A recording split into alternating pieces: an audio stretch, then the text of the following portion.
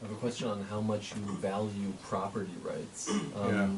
So, Nozick argues that inequalities that we have today are due to violations of property rights of the past, and which essentially means that there's room for massive redistribution in the present because property rights were violated in the past. You talked about the slave trade and feudalism. No, it's more of a hypothetical question, but would you be in favor of redistributing wealth today because there have been violations of property rights in the past? No, for lots of reasons. So, where do I start? I mean, one is there's no way to figure that out, right? There's no way to figure. So, for example, in America today, there's a lot of talk about reparations to blacks for the sin of slavery. That's a sense, the historical absence of property rights that they had, right? So the use. Now, I assume that redistribution would be money taken from me, among other people, to give to them. But I was never a slave owner. I'm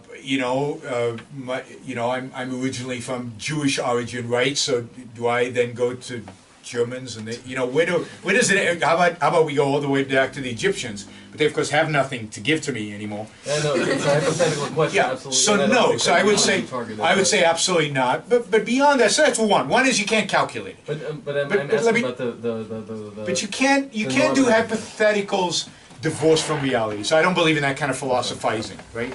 I believe that things need to be realistic. Otherwise, what's the point? It's I don't believe in trolley examples in ethics. I don't think that's philosophy. I think that's playing games. So the question is, realistically, there's no way to figure it out. Second, it's not clear that it has that much impact. Okay, so I was born of my ancestors lived in shtetls in Eastern Europe, Lithuania, whatever. Once in a while there were pogroms and they killed a bunch of them. How much of my wealth today is due to that? None. I came to the U.S. pretty much with nothing, did what I did, built up what I built up. It's all me. It has nothing to do with the pogroms, and I'm not going to go after the Cossacks to redistribute wealth to me because it had no impact on my life. No, really. It had impact on my ancestors, but none of that has really been transmitted to me. And I'd say with blacks in America, I think it's closer because if it was just slavery, I'd say forget it. It's so far back. Nobody owned slaves, you weren't slaves. But then there was Jim Crow laws, which really held them back, right?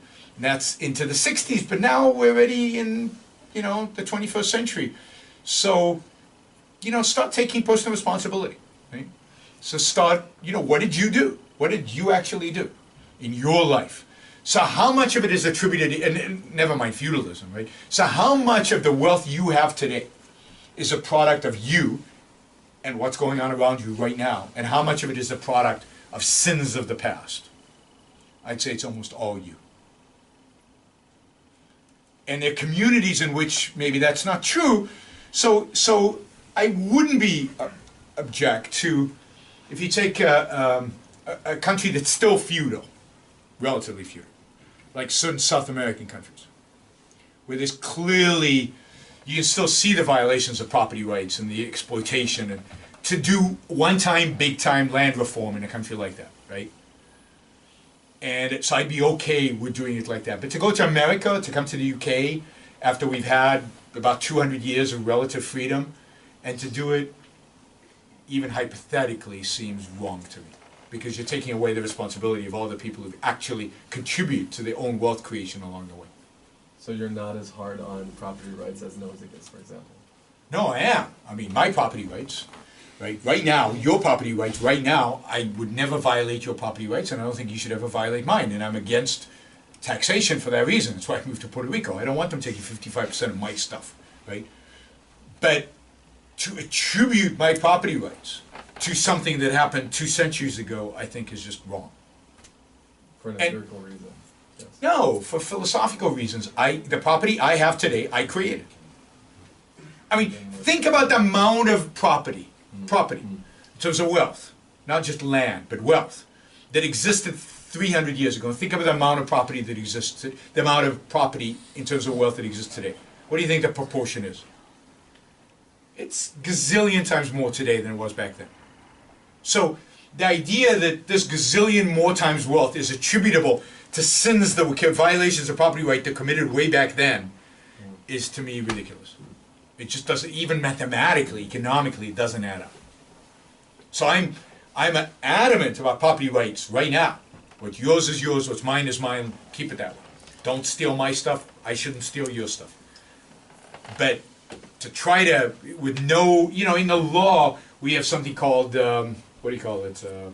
Limitation. Yeah. Where you don't go back, right? So, statutes of limitations. I think statutes of limitations have to apply here. Okay. After a certain amount of time, a property right violation doesn't count anymore. Okay. Down through history, various political and philosophical movements have sprung up, but most of them have died. Some, however, like democracy or communism, take hold and affect the entire world. Here in the United States, perhaps the most challenging and unusual new philosophy has been forged by a novelist, Ayn Rand.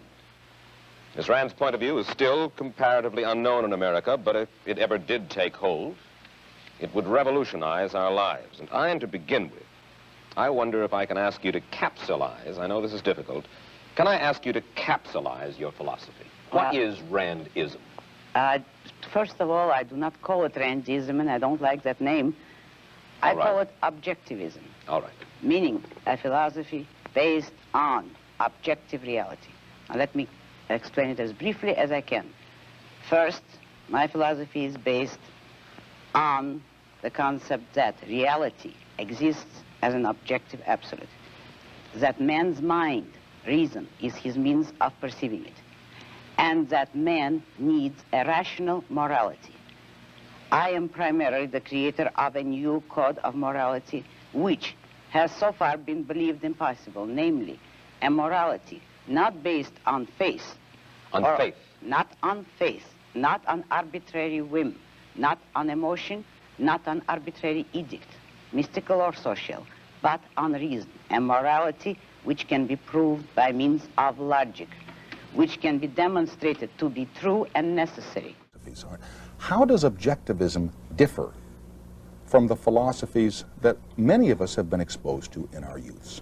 Philosophies based upon religions, theologians, dogmatists. The very first difference, objectivism tells you that it is not right, it is not proper to man to take anything on faith. Religion is a matter of faith. You accept a religion emotionally or because you were born to it. You have not chosen it rationally. What objectivism will tell you is that reason, man's reason is his basic means of survival. That is the most important faculty which he has, and he has to guide his life and make his choices by means of his rational faculty. He has to make his own choices, but he has to know how to make them. It is immoral for him to act on his emotions, to be guided by the whim of the moment. That objectivism holds as very wrong, very immoral. And morality, in fact, consists of following your reason to the best of your ability. So that rationality is the basic virtue from which all the others proceed.